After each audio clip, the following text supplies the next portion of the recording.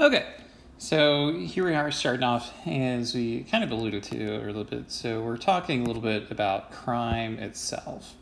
And this is, section is really going to focus on defining it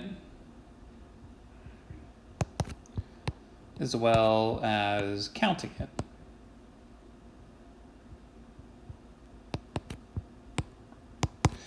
So when we think about why crime exists, right, or what exactly is going on, right, we know that we have these laws, right, and these laws are instituted for a number of reasons, right. One is to maybe protect persons, so you really can't punch someone in the face because that person has a face, and even though they were born with a punchable face, maybe you shouldn't do that, right. So people have restrictions on it. Or if there is a restriction to control weapons or to prevent murder, we kind of maybe want to prevent the harm and injury of other people. We also know they are used to protect property.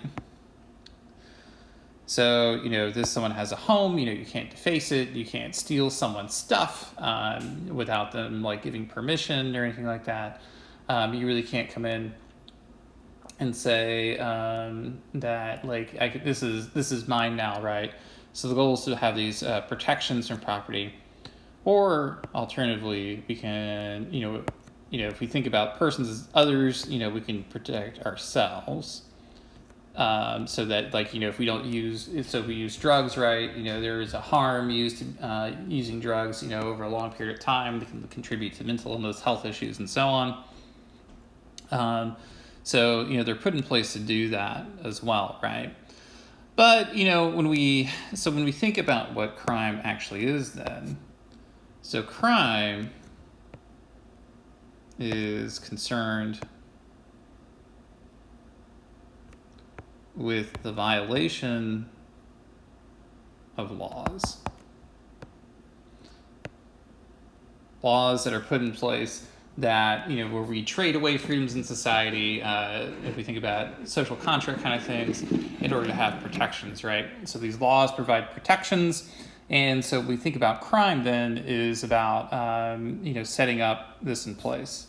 One little note that I'll add to laws, right, is they also provide sentences, they communicate expectations for society, or what is and what is not allowed. And, they are symbolic in a way. Sorry, I forgot about that, in a way of, because they communicate, what is and is not allowed in society.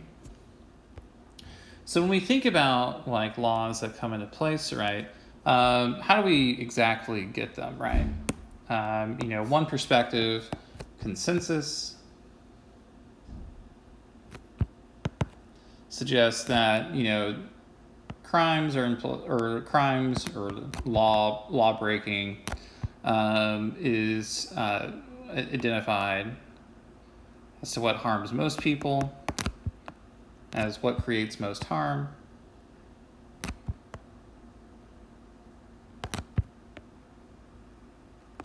and then curtailed.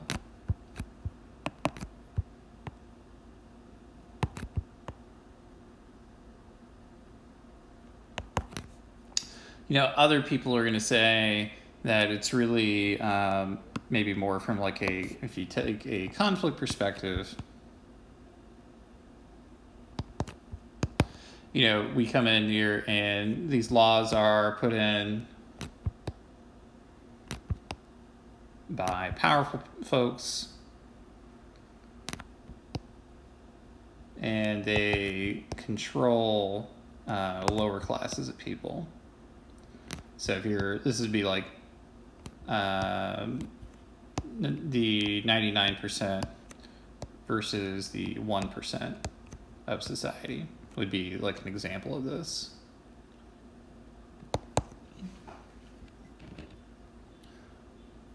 Sorry, taking a sip of coffee.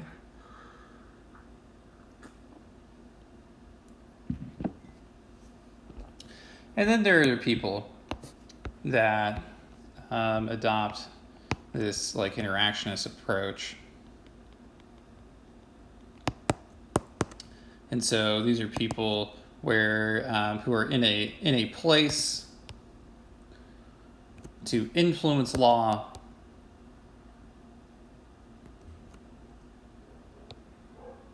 on the population, and then you get they're able to get laws passed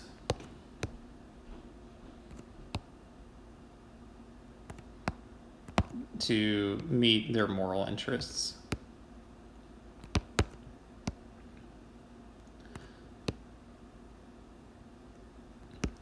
In this particular instance, right, if we think about this, these are people who are going to be like maybe prominent, right? So these are going to be maybe civil rights leaders.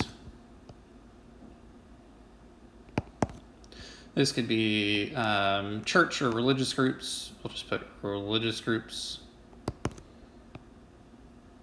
It could also be something like an advocacy group, such as like Mothers Against Drunk Driving. Or if you remember a few years back where Kim Kardashian went to the White House and spoke with the Trump administration about releasing people who are in federal prison time of crack cocaine possession and dealing. So the thing is, right, when we think about like laws over time, right, we know that these are something that evolve over time.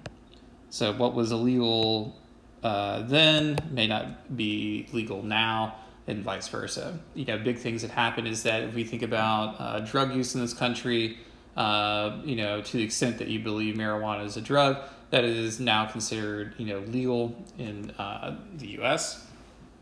and many parts of the U.S.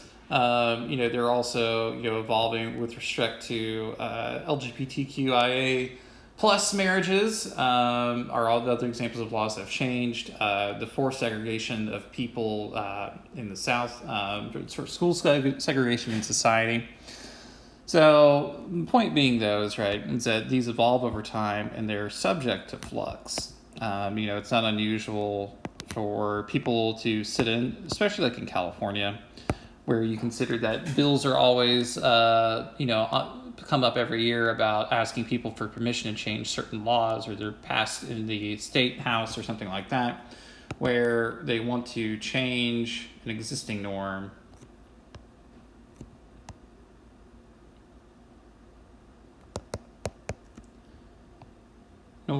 and make something legal or illegal.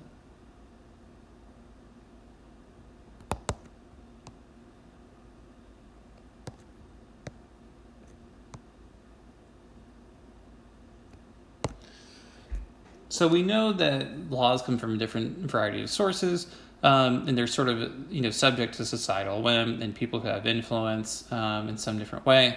But we'll kind of leave that right here for now.